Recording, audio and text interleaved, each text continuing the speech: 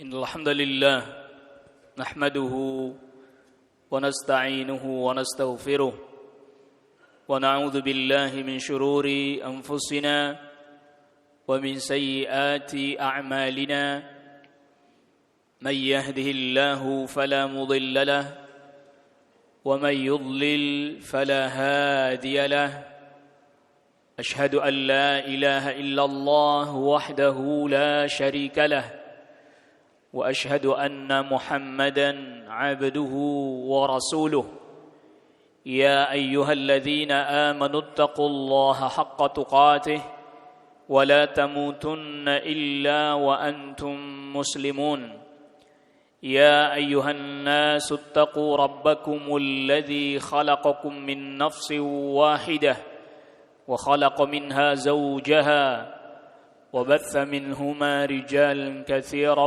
ونساء واتقوا الله الذي تساءلون به والأرحام إن الله كان عليكم رقيبا يا أيها الذين آمنوا اتقوا الله وقولوا قولا سديدا يصلح لكم أعمالكم ويغفر لكم ذنوبكم ومن يطع الله ورسوله فقد فاز فوزا عظيما أما بعد فإن أصدق الحديث كتاب الله وخير الهدي هدي محمد صلى الله عليه وسلم وشر الأمور محدثاتها وكل محدثة بدعة وكل بدعة ضلالة وكل ضلالة في النار.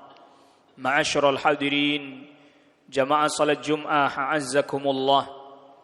Di antara yang harus dijaga adalah an-nasab, yaitu keturunan. Ada 5 poin penting yang memang dijaga oleh agama. Yang pertama hifdzuddin, menjaga agama. Yang kedua adalah hifdzun nafs, menjaga jiwa atau nyawa. Yang ketiga adalah hifdzul aql, menjaga akal kita, jangan sampai akal kita rusak atau hilang kesadarannya. Lalu yang keempat adalah hifdzun nasl, menjaga keturunan atau an-nasab, harus dijaga keturunan. Oleh karena itu disyariatkan pernikahan sesuai dengan aturan syariat agar jelas anak siapa dan bernasab kepada siapa anak ini. Dan yang kelima adalah hifdzul mal, menjaga harta. Oleh karena itu Allah Subhanahu wa taala menciptakan manusia berbeda-beda agar supaya dikenali baik dengan suku bangsanya ataupun dengan nasabnya.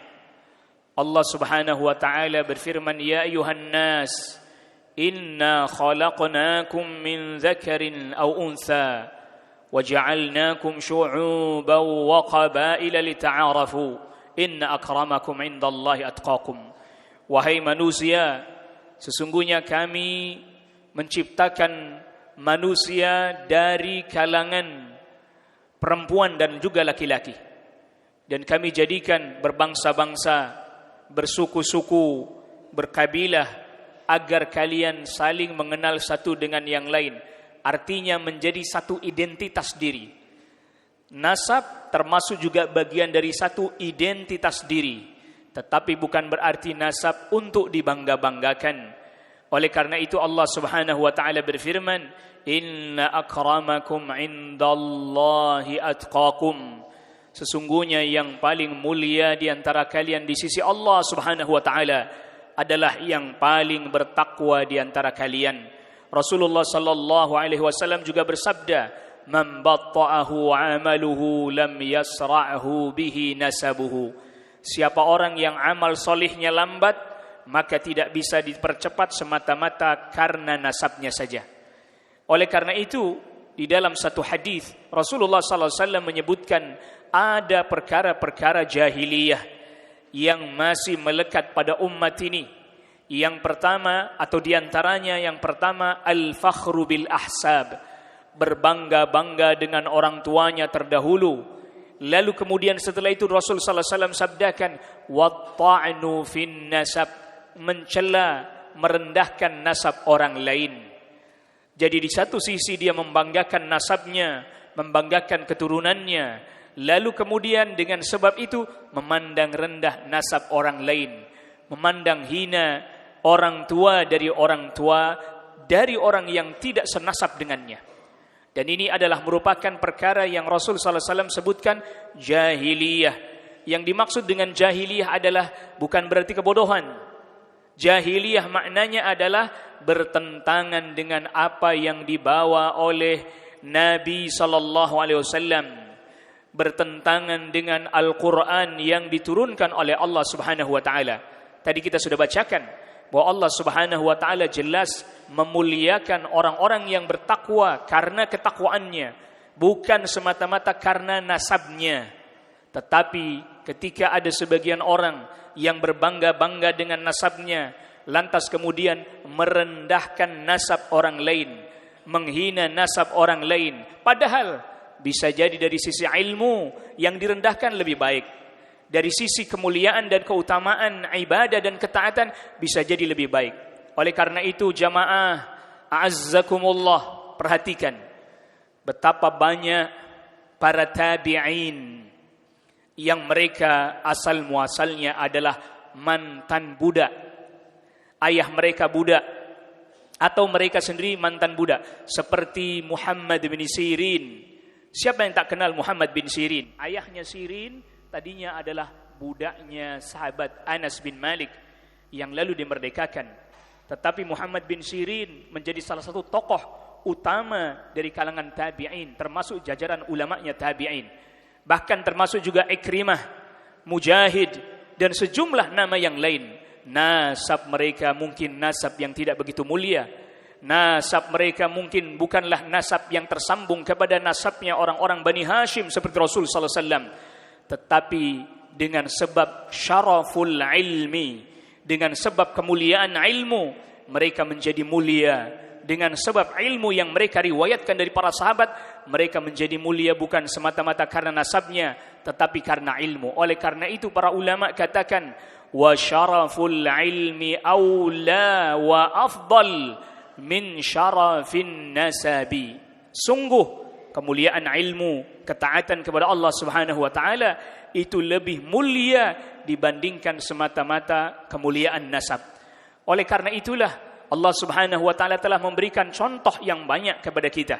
Contoh diantaranya adalah putranya Nabiullah Nuh alaihi salam kufur, padahal secara garis nasab keturunan tersambung dengan Nabiullah Nuh alaihi salam. Bahkan termasuk juga paman Nabi sallallahu alaihi wasallam Abu Lahab, secara nasab tersambung, sama-sama keturunan dari Bani Hashim, tetapi karena tidak iman, Allah Subhanahu wa taala katakan sayasla naran dzata lahab. Abu Lahab pasti akan memasuki neraka yang apinya menyala-nyala. Ini semua adalah merupakan bukti dalil bahwa an-nasab itu sebagai identitas, tetapi bukan berarti serta-merta dengan nasab kemudian orang lantas menjadi mulia semata-mata karena nasabnya saja. Oleh karena itu, karena kita tak boleh berbangga-bangga dengan nasab, dengan itu pula kita tak boleh merendahkan nasab orang lain. Karena berapa banyak orang-orang yang mungkin secara nasab adalah nasabnya para budak, seperti sahabat Bilal radhiyallahu an, menjadi mulia karena keimanan, karena keteguhan Islam, karena begitu sangat yakin terhadap tauhid, maka ia menjadi salah satu dari muazzinnya Rasul sallallahu alaihi wasallam.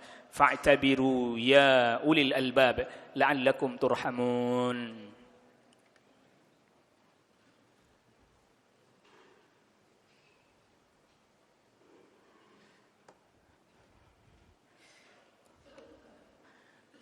Alhamdulillah hamdan katsiran thayyiban mubarakan fihi kama yuhibbu rabbuna wa yardah.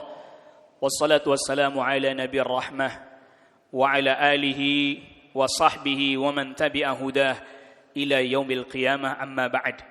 Saudaraku kaum muslimin jamaah Jumat azzakumullah. Oleh karena itu tadi Nabi sallallahu alaihi wasallam menggandengkan antara berbangga-bangga dengan kemuliaan orang tua dan merendahkan nasab, mencela nasab. Ingat bahwa kita tidak bisa memilih kita lahir dari siapa, kita muncul dari keturunan siapa, kita tidak bisa memilih. Karena itu adalah ketetapan dari Allah Rabbul Alamin. Tetapi ingat bahwa ketaatan, kesolehan tidak serta-merta bisa terwarisi. Sebagaimana keburukan juga tidak serta-merta terwarisi dan diwarisi keturunannya. Oleh karena itulah kita diperintahkan oleh Allah Rabbul Alamin melalui Rasul sallallahu alaihi wasallam agar tidak mengikuti kebiasaan-kebiasaan jahiliyah yang seperti ini. Berbangga dengan nasab, merendahkan yang lain. Termasuk juga di antara praktek melecehkan dan menghina nasab adalah ketika kita melecehkan seseorang dengan kita menghina orang tuanya. Pernah ada salah seorang sahabat, dia melecehkan seseorang dengan mengatakan, "Ya benas saudai, wahai anak laki-laki dari seorang ibu yang berkulit hitam," yang merendahkan ibunya. Maka Rasulullah SAW katakan kepada sahabat ini, "Innaka mru'un fika amrun min umuril jahiliyah." Sesungguhnya engkau adalah orang yang ada pada dirimu salah satu dari perkara jahiliyah. Menghina orang, tetapi yang dihina adalah orang tuanya. Dan ini juga termasuk melecehkan nasab. Ketika kita menghina seseorang, melecehkan seseorang, tapi yang kita hinakan adalah ayahnya. Yang kita rendahkan adalah orang tuanya. Termasuk juga bagian daripada merusak dan melecehkan nasab adalah ayyun sabar rajul ila ghairi ahli. Maka Rasulullah sallallahu alaihi wasallam bersabda, "Inna min afral fira ayyun sabar rajulu ila ghairi ahlihi." Termasuk kedustaan yang paling dusta, kebohongan yang paling bohong, dusta yang paling tinggi adalah ketika seseorang menasabkan dirinya kepada yang bukan ayahnya, kepada yang bukan nasabnya. Jadi dia sembunyikan jati diri orang tuanya dengan sengaja. Berbeda kalau dia tidak tahu tadinya. Dengan sengaja dia sembunyikan jati diri orang tuanya karena malu atau karena sebab-sebab yang lain, karena faktor-faktor yang lain, sehingga kemudian dia letakkan di belakang namanya yang bukan nama ayahnya, sedangkan dia tahu bahwa itu adalah bukan ayahnya. Ini juga bagian daripada merendahkan dan mencela nasab. Oleh karena itu, jamaah a'azzakumullah, perlu sama-sama kita ingat, ini adalah merupakan bagian yang juga penting diperhatikan oleh agama. Bagaimana nasab kita terjaga. Artinya terjaga kesuciannya dengan pernikahan yang sah, pernikahan yang sesuai aturan syariat, bukan hanya sekedar melalui tes DNA, tidak. Karena bisa jadi ada seseorang waliyadzubillah berzina dengan seorang wanita, lalu dia hamil di luar pernikahan yang sah sesuai syariat.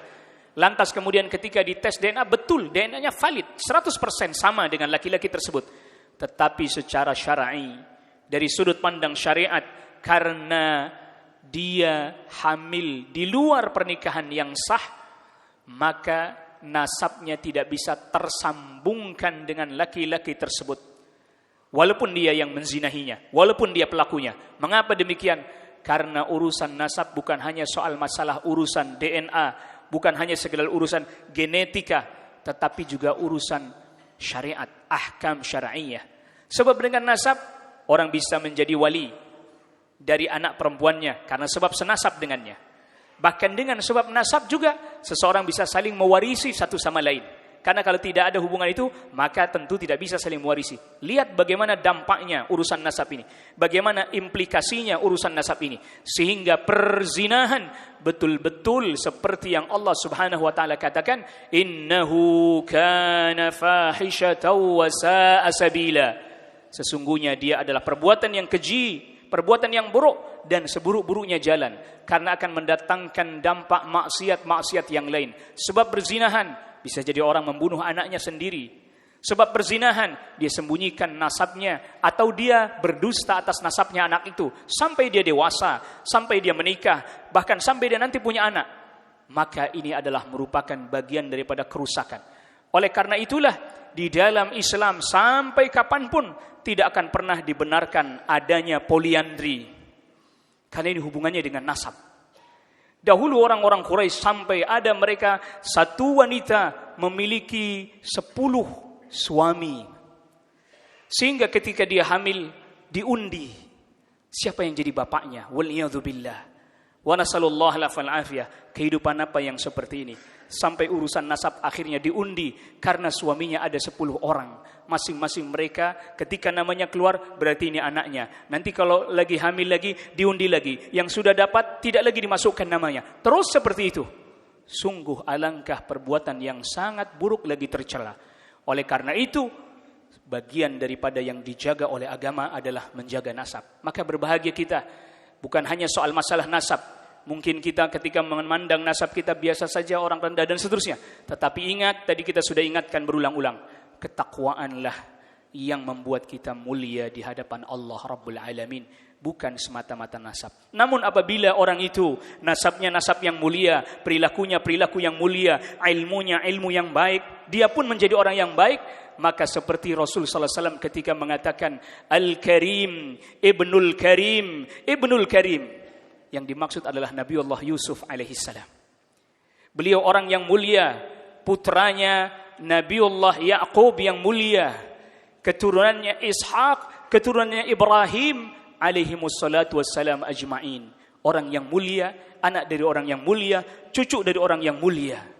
Dan ini berarti adalah kemuliaan berkumpul padanya, kemuliaan nasab dan kemuliaan ketakwaan kepada Allah Rabbul Alamin. Semoga Allah Rabbul Alamin menjaga diri kita, keluarga kita, seluruh kaum muslimin dari berbagai macam keburukan, dan juga semoga diangkat berbagai macam kesulitan yang dialami oleh kaum muslimin dimanapun mereka berada, yang di Palestina ataupun yang di negeri manapun. Allah berikan perlindungan dari berbagai macam keburukan. Allahumma ighfirlil muslimin wal muslimat wal mu'minin wal mu'minat al ahya'i minhum wal amwat. Allahumma ansuril islam wal muslimin wa ahlikil kafarata wal mubtadi'ata wal musyrikin. Dammir diyarahum wa shattit shamlahum wa dha'if quwwatahum wa zalzil aqdamahum birahmatika ya arhamar rahimin. Allahumma aslih wulatana wulata umuril muslimin wahdihim ila ma tuhibbu wa ma tarda wahdihim ila siratikal mustaqim birahmatika ya arhamar rahimin. Ibadallah, inna Allah ya'murukum bil 'adli wal ihsani wa ita'i dzil qurba wa yanha 'anil fahsya'i wal munkari wal baghi ya'idukum la'allakum tadhakkarun. Fadhkurullahal 'azim yadhkurukum washkuruhu 'ala ni'amihi yazidkum wallahu ya'lamu ma tasna'un wa aqimus salah.